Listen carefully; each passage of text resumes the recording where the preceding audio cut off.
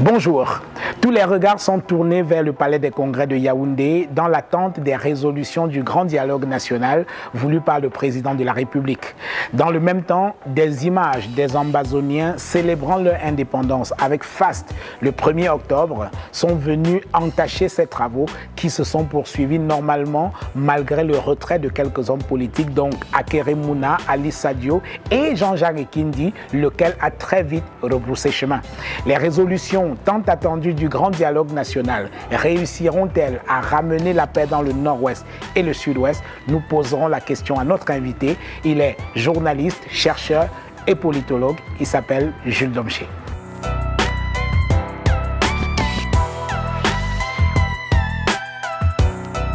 Jules Domché, bonjour. Bonjour Jean-Bruno. Alors, est-ce que votre regard, comme celui d'un certain nombre de Camerounais, est tourné vers le palais des congrès dans l'attente des résolutions du grand dialogue national? Naturellement, en tant que journaliste, j'ai la faiblesse de m'intéresser à ce qui s'y passe. Maintenant, la question des attentes, c'est totalement autre chose. J'ai essayé de suivre, parce que le hasard du calendrier a voulu que je sois au Cameroun pendant que ce dialogue se tient, si on peut l'appeler dialogue. Et naturellement, j'écoute ce qui s'y dit, j'entends ce qui s'y passe, je vois ce qui s'y passe. Et la question des résolutions, c'est tout autre chose. Quelle est la résolution qui, pour vous, serait quelque chose d'absolument révolutionnaire et qui viendrait résoudre la crise qui sévit dans les régions du nord-ouest et du sud-ouest depuis 3 ans? La question de la forme de l'État, oui. C'est le problème central, même si on a beau jeu de vouloir l'éviter. Le problème dont souffre le Cameroun aujourd'hui, c'est aussi un problème d'hypercentralisation de l'État. Et je pense que c'est quelque chose qui est connu de tous. Et ce n'est pas en faisant semblant ou en essayant d'éluder le problème qu'il n'est pas réel. Donc il y a une nécessité aujourd'hui de repenser la forme de l'État du Cameroun, quelle que soit la forme qu'on voudrait lui donner, mais on est au moins d'accord qu'il faut reformer l'État camerounais dans son ensemble. Alors, à ce centralisme à outrance de l'État, certains demandent le fédéralisme et le gouvernement freine des 4 fers et plaide plutôt pour une décentralisation renforcée. Quelle est votre religion sur la question? Eh bien, je n'ai pas de religion sur la question. J'ai envie de dire, ne jouons pas sur les mots, parce que le fédéralisme, c'est pas...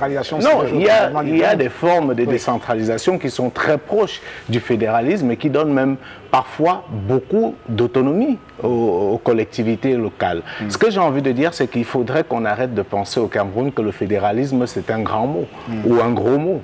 Non, le fédéralisme, si on prend sa définition littérale, veut dire fédérer, mettre ensemble. C'est juste qu'il faut qu'on n'ait pas peur d'aborder des choses pour des raisons que je ne comprends pas. Parce que depuis que ce débat existe sur la forme de l'État, on a beaucoup entendu ceux qui sont pour la décentralisation, ceux qui sont pour le fédéralisme, mais on n'entend pas les arguments de ceux qui sont contre. J'ai envie qu'on me dise pourquoi aujourd'hui on est opposé au fédéralisme au Cameroun, pourquoi est-ce qu'on est opposé à une véritable décentralisation, et à partir de là on pourra débattre, parce qu'il ne faut pas perdre de vue quand même que on arrive à la situation extrême parce qu'on a justement refusé de décentraliser. Si on avait appliqué les résolutions de la tripartite, l'une des résolutions de la tripartite, avec notamment la mise sur pied d'une véritable décentralisation, on n'en serait peut-être pas là aujourd'hui. Parce que malheureusement, quand les gens ont décidé qu'il fallait aller vers la décentralisation pour décongestionner le pouvoir et donner la possibilité aux collectivités locales de pouvoir prendre en charge certains de leurs problèmes, on a eu la lumineuse idée de créer des délégués du gouvernement. Ça veut dire que non seulement on n'a pas décentralisé, mais on a renforcé le pouvoir central, ce qui est une véritable aberration. Et je suis parfois amusé de voir des gens qui semblent surpris qu'on en soit arrivé à des solutions extrêmes. Alors, est-ce que vous comprenez cette espèce de phobie que le gouvernement a développé vis-à-vis du fédéralisme que d'aucuns considèrent comme une manière de partitionner l'État du Cameroun? Non, je ne la comprends pas du tout. Elle ne s'explique pas.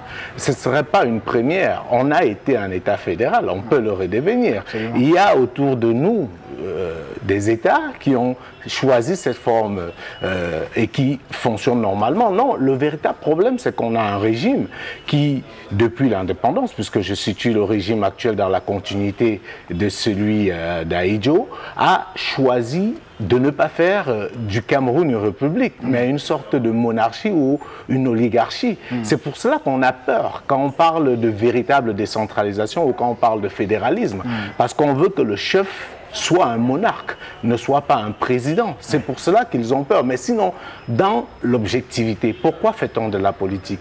C'est pour améliorer les conditions de vie de la cité, des gens dans la cité. Si c'est la fédération qui permettrait que les Camerounais puissent mieux vivre, puissent avoir accès à l'emploi, puissent avoir des routes décentes, puissent avoir une éducation conforme, mais allons-y. Si c'est la décentralisation sous la forme des régions qui permettrait d'y aller, allons-y. Le débat central, c'est comment on fait, parce que c'est ça la question de fond. Comment on fait pour que les Camerounais, quel que soit l'endroit où ils sont, puissent profiter effectivement du fruit de leur terre. C'est en fait ça le but de la politique. Donc, que ce soit sur la forme d'un État fédéral ou sous toute autre forme, c'est le problème de fond qu'il faut résoudre. Alors, sauf que les sécessionnistes ne semblent pas voir les choses de la même manière que vous, parce que beaucoup d'observateurs estiment aujourd'hui que face aux revendications sécessionnistes d'une partie des anglophones, la seule chose qui pourrait au moins essayer de réconcilier tout le monde, extrémistes et modérés de part et d'autre, ce serait au moins le fédéralisme. Oui, mais il faut savoir que le problème s'est mis en place de manière progressive. Oui. Je l'ai dit dans ma première prise de parole. Oui. On en est arrivé aujourd'hui à une solution extrême. Et quand vous arrivez à des solutions extrêmes, vous êtes obligé d'apporter des réponses, j'ai envie de dire, aussi fortes que le niveau de pourrissement qui a été fait. Ce que je disais, c'est que si on avait, au sorti de la Constitution de 96, mis en place les mécanismes pour une véritable décentralisation, je suis quasiment certain qu'on n'en serait pas là. Et il faut comprendre aussi comment on en est arrivé à ces revendications sécessionnistes. J'entends des gens parler, mais ça ne date pas de 2016. La crise anglophone est beaucoup plus ancienne. Et il faut savoir que pendant longtemps, on l'a retardée avec une politique qui est très chère au régime, c'est l'instrumentalisation des élites qui essayait effectivement de calmer les revendications des gens dans les régions du nord-ouest et du sud-ouest.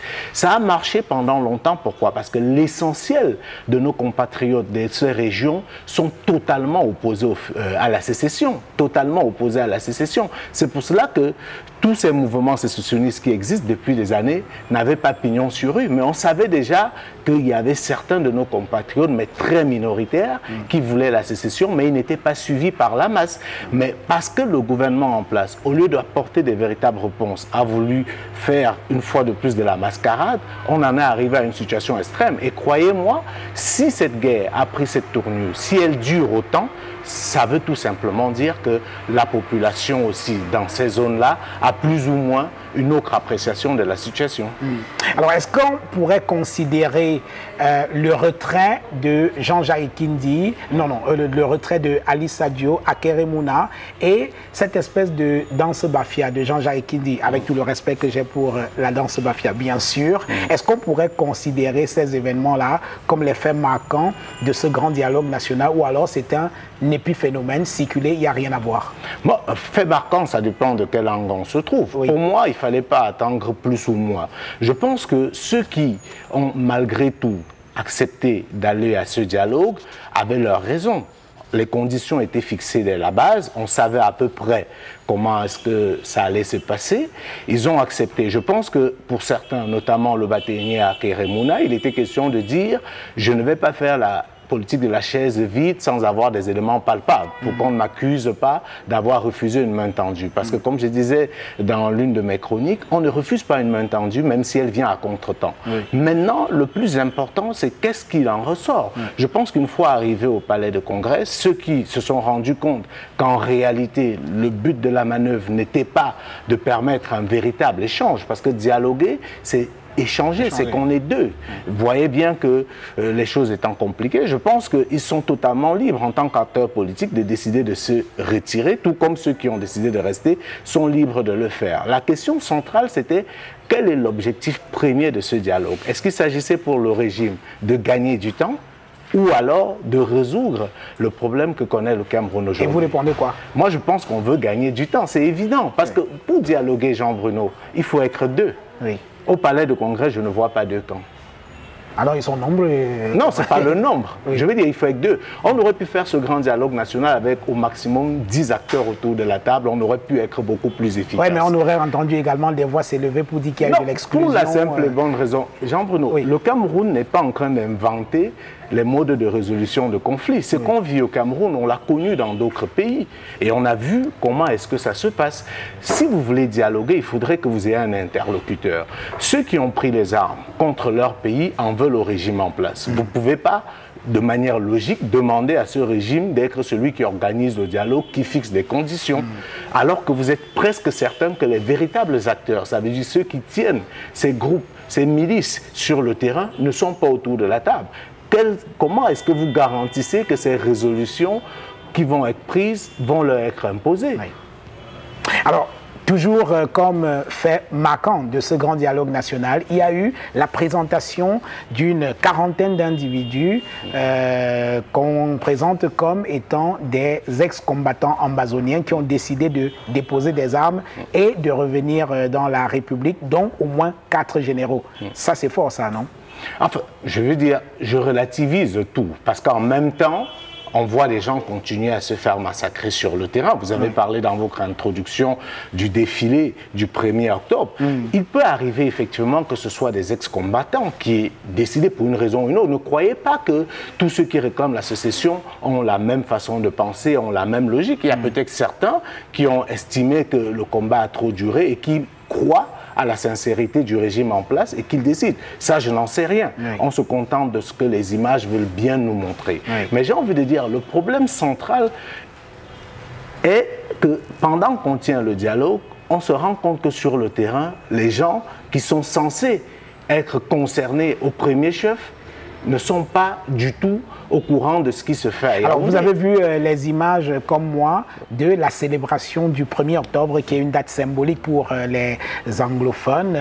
Vous avez vu les images de la célébration de l'indépendance de l'Ambazonie en pleine tenue du grand dialogue national. Alors, que vous inspire de telles images au moment même où on était en train d'essayer de conjurer la sécession, que les Ambazoniens soient en train de manifester pour leur indépendance? Ça démontre juste qu'on a pris le problème par le mauvais bout et qu'on est en train de régler un problème, de faire semblant de régler un problème à Yaoundé alors que la réalité sur le terrain est tout autre. Et je veux vous dire, ce qui m'a le plus inquiété dans ces images, c'est de voir des enfants. C'est de voir des enfants, de voir des vieilles personnes. Parce qu'on est là dans une politique d'endoctrinement. Avec FAST, ils ont célébré avec FAST. Bien sûr. Ça veut dire que on est en train d'aller vers une crise qui risque de durer ou alors perdurer. Parce que ces enfants qui ne sont sans doute pour la plupart pas conscients des enjeux, se font endoctriner par une idéologie, chantent un hymne qui semble être qui n'est pas notre hymne, qui n'est pas l'hymne du Cameroun, se mettre devant un drapeau qui n'est pas le drapeau du Cameroun. Ça va perpétuer justement la situation. C'est ça qui m'a le plus des images intrigué. C'est des images qui font peur. C'est pour ça que je dis que les gens arrêtent de faire semblant. Je veux dire que j'entends des gens faire des leçons de patriotisme en disant ceux qui ne croient pas à ce dialogue, c'est parce qu'ils n'aiment pas le Cameroun. Non, c'est pas parce que vous faites semblant que vous aimez plus le Cameroun que d'autres. Et je veux dire, c'est plus facile d'être du côté du plus fort. C'est pas parce que c'est Paul Biya qui est assis à étudier aujourd'hui que tout le monde va penser comme lui et c'est pour cela qu'on serait patriote. La réalité, c'est qu'on a un pays et on a des gens qui meurent chaque jour. On parle aujourd'hui de pratiquement 3000 morts et si on veut arrêter ce massacre, ce n'est pas en faisant semblant, c'est pas en faisant de la comédie. C'est des vies qu'il s'agit. La politique est faite pour la vie et non pour la mort. Quand on fait de la politique, c'est pour que les gens vivent, pour que les gens vivent mieux, pas pour que les gens meurent. Vous êtes politologue, je l'ai rappelé, et on s'achemine vers la fin de ce grand dialogue national. Le MRC a-t-il eu raison ou pas de boycotter ce grand dialogue national, ou alors de ne pas y aller? Moi, je comprends. Moi, ce que j'essaye de faire en tant que politologue, justement, c'est d'éviter d'avoir des jugements de valeur. Je ne juge pas les actions des politiques, j'essaye de les analyser, j'essaye de les comprendre. Analyser. Dans la situation du MRC, ils ont fait un pas. Ce que j'ai constaté, j'ai vu la présidente du MRC actuelle aller au Premier ministère avec certains membres du MRC. C'est un pas pour dire l'idée du dialogue, nous, on est d'accord avec cette idée.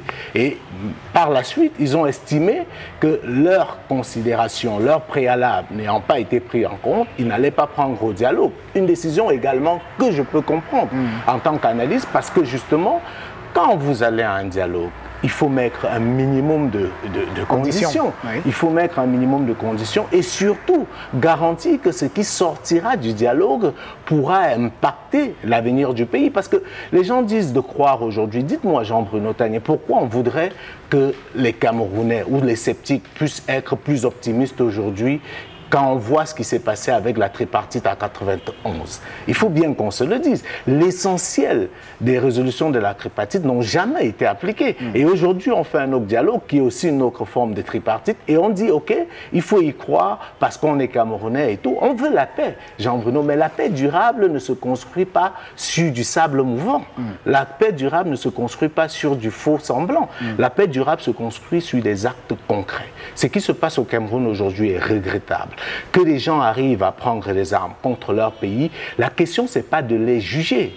Comme dit l'adage africain, ne regardons pas où nous sommes tombés, regardons où nous sommes glissés. Oui. Moi, la question qui me préoccupe, c'est comment en est-on arrivé là? Pourquoi certains de nos compatriotes ont décidé de prendre justement la solution extrême? On ne va pas refaire l'histoire de cette crise anglophone, on en a suffisamment parlé. Alors malgré l'absence du professeur Kamto du MRC et ses alliés, certains participants ont demandé au cours des travaux du Grand Dialogue National la libération des prisonniers politiques, c'est-à-dire ceux du MRC, ainsi que les prisonniers de la crise anglophone, Ayoub Tabé et compagnie, qui ont été condamnés à la perpétuité. Alors, les ennuis ne sont pas pour autant finis pour le professeur Kamto qui passe au tribunal militaire dans quelques jours. Pour vous, c'est un procès kafkaïen comme certains le décrivent? C'est au moins un procès politique, pour le moins. C'est au moins un procès politique. Expliquez. Mais pour la simple et bonne raison que les conditions de l'arrestation du professeur Kamto et de ses partisans amène quand même à se demander dans quelle république on vit. J'entends des gens parler tous les jours d'état de droit en disant nous sommes dans un état de droit, force doit rester à la loi. Mais j'aime à dire, il ne faut pas confondre un état de droit à un état où il y a du droit. Ce qui se passe au Cameroun nous démontre très bien qu'on n'est pas du tout dans un état de droit.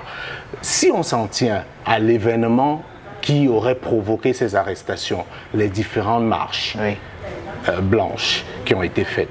On dit que c'était des marches totalement illégales. Je vais dire, ok, moi j'ai la faiblesse de penser que j'ai eu des excellents enseignants de droit. Ce qui est garanti par la Constitution camerounaise, c'est la liberté de manifester, ce n'est pas l'ordre public. Ça veut tout simplement dire que quand un sous-préfet décide d'interdire une manifestation, il va à l'encontre de la Constitution et pas l'inverse. L'argument de trouble à l'ordre public, c'est un prétexte totalement fallacieux. Parce que ce que l'esprit veut dire, c'est que quand bien même vous percevrez qu'il y a des menaces à l'ordre public, vous devez prendre toutes les dispositions pour réduire ces menaces, pour les encadrer, mais ce qui doit triompher, c'est la liberté de manifestation. C'est ça qui est garanti dans la Constitution. Donc, quand les gens estiment qu'ils ne sont pas contents, décident de manifester dans un État qui se dit un État de droit, on doit tout faire. Je dis alors tout faire pour qu'ils puissent exprimer leur liberté, parce que c'est ça la liberté d'expression. Oui. Alors ces manifestations auxquelles vous faites allusion, c'était à la suite de l'élection présidentielle de 2018. Le professeur Kamto et le MRC ont revendiqué leur victoire. Devait-il, avec un peu de recul aujourd'hui, revendiquer cette victoire? Mais libre à eux, ce sont des acteurs politiques. Les acteurs politiques utilisent les armes qui sont à leur position. En face, on rétorque au MRC qu'ils ne pouvaient pas gagner cette élection. Mais pourquoi? Pourquoi? C'est comme si vous allez jouer un match de foot et on vous dit que vous ne pouvez pas gagner. Une élection, c'est une compétition. Il y avait des forces en présence. On a vu des campagnes se mener. Moi, je suis totalement opposé aux gens qui vous tiennent pour discours tel ne pouvait pas gagner, tel ne pouvait pas gagner, ou c'était joué d'avance. Il y a une chose qui est certaine, Jean-Bruno, au sorti de cette élection, et je pense que vous êtes mieux placé pour en parler que moi, c'est que c'est la fraude qui a gagné, au final. Parce qu'il a été démontré à la fois dans votre livre, à la fois dans les images images que nous avons tous regardées à la télévision, qu'on était au moins unanime, quel que soit le camp dans lequel on était, qu'il y a eu des fraudes. Maintenant, est-ce que ces fraudes ont été de nature à changer la donne des résultats? Je mets au défi qui peut le dire. N'ayons pas l'analyse facile. Moi, j'ai entendu des gens dire non, tel ne pouvait pas gagner parce qu'on sait que le régime va frauder. Voilà à quoi on va faire des tricheries. Voilà à quoi on est arrivé au Cameroun. Ça veut dire qu'on intègre que la fraude doit faire partie de notre corpus électoral. Et j'ai envie de dire, on aurait pu pousser la chose beaucoup plus loin. Je pense que les gens du MRC qui déclarent qu'ils ont gagné ont certainement des éléments, ont certainement des arguments. Qui demandent par exemple qu'on recompte les votes. Est-ce que c'est acceptable ça? Mais bien sûr, pourquoi pas? Pourquoi on ne pourrait pas recompter? Ce ne serait pas une exclusivité une fois de plus. On a déjà eu à recompter les voix sur cette planète.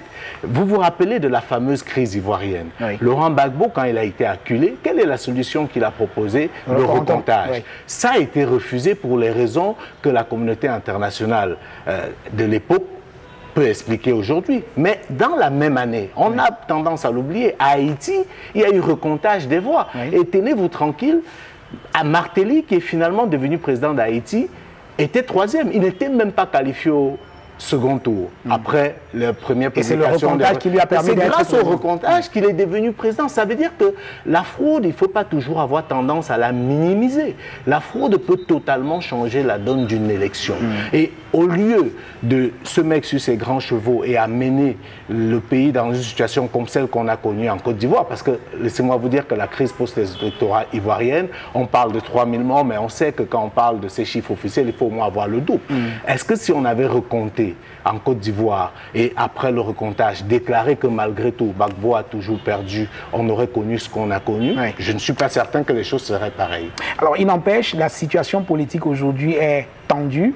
Il y a des outrances un peu partout. L'espace public est aujourd'hui envahi par des propos extrémistes. La haine a pris le dessus, notamment l'un des principaux sites d'observation de ces grands clivages entre les Camerounais, ce sont les réseaux sociaux. Et on accuse un certain nombre de personnes que l'on soupçonne être des extrémistes du MRC de mettre le feu aux poudres. Est-ce que vous observez cette situation et qu'est-ce que vous pouvez en dire? Je l'observe comme tout le monde, mais je veux vous dire, je ne trahirai pas un secret. Je ne suis pas un grand fan des réseaux sociaux. J'y m'y méfie beaucoup parce qu'on y trouve de tout. Déjà, avec le recul que j'ai, rien ne me prouve que ceux qui se réclament être du MRC ou être proche de Kamto sur les réseaux sociaux le sont véritablement. Parce qu'il ne faut pas perdre de vue que le régime en place, dans son cynisme, peut également, parce que c'est permis aujourd'hui à tout le monde de créer des faux profils, entretenir cette haine. Cela dit, il faut noter aussi que même des gens identifiables se réclamant du MRC ou de Maurice Kamto tiennent des propos totalement inacceptables.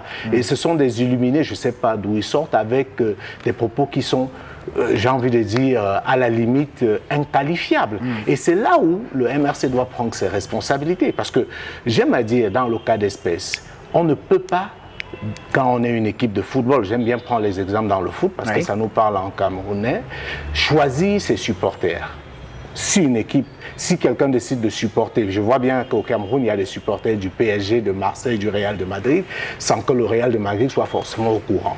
Donc tous ceux qui se réclament d'être des supporters du MRC, ils n'ont pas besoin de l'autorisation du MRC ou de Maurice Kamto pour l'être. Mais une fois que quelqu'un se réclame de vous et tient des propos abjects, vous devez les condamner. Parce que c'est comme ça qu'on a réussi à combattre le hooliganisme dans les stades. Ce n'était pas la volonté des clubs, mais c'était de la responsabilité des clubs aussi de les dénoncer. Donc je pense qu'il y a un travail à faire pour réduire l'impact de cet extrémisme-là. Et moi je dis, on est journaliste. Faisons la part des choses. J'entends dire tout et n'importe quoi sur Maurice Kamto, sur Penda et Coco, sur Penda et Coca et les autres qui sont arrêtés, Valsero et les autres. Et Valsero, je vais peut-être en revenir si vous me permettez, mais j'ai envie de dire, moi en tant que journaliste, je regarde Maurice Kamto sur ses prises de parole, sur ses discours. Je ne peux pas juger son action sur la base de ce que je vois sur les réseaux sociaux, dit par des gens. Ça n'a aucun sens. Je veux l'apprécier sur ses prises de position en tant qu'homme politique. Et la même rigueur, je me l'impose pour tous les autres acteurs de la scène politique camerounaise. Vous avez récemment signé une chronique devenue presque virale dans les réseaux sociaux. Vous disiez qu'on n'emprisonne pas les esprits. C'est à l'époque où les militants du MRC avaient été interpellés. C'était quoi, Jules Domché? Un soutien clair à Maurice Kamto ou alors une simple chronique de journaliste? On peut prendre ça comme on veut, c'est pas ça qui m'importe. Dites-nous la vérité, c'était quoi?